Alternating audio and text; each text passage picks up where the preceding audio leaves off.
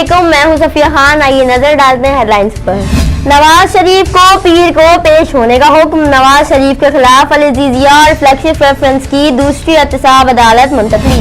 वफाक में हुकूमत बनाने के लिए पीटीआई की पोजीशन मुस्तहकम। 180 अरकान का पीटीआई की हिमायत का दावा। इमरान खान सिंध के 9 मुंतखब अरकान के साथ आज बैठक लगाएंगे।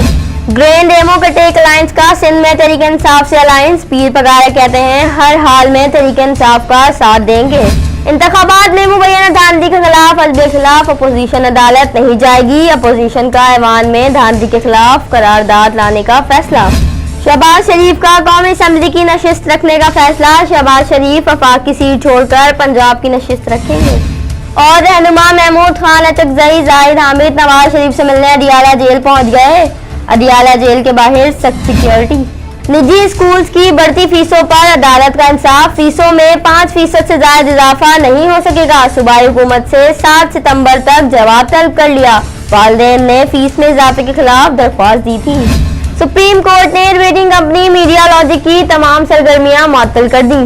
जस्टिस एजाजुल एहसन के रिमार्क्स। अदालत का पेमरा को 1 माह में अपना रेटिंग सिस्टम बनाने का हुक्म। और नागासाकी पर अमेरिकी एटम बम हमला, मरने वालों की याद में तकरीब। नागासाकी मेयर की दुनिया को एटमी हथियारों से पाक करने की अपील। मजीद खबरों और अपडेट्स के लिए आप विजिट कर सकते हैं हमारी वेबसाइट csnlive.tv। इसके अलावा आप हमें ट्विटर और फेसबुक पर भी ज्वाइन कर सकते हैं। देखते रहिए CSN।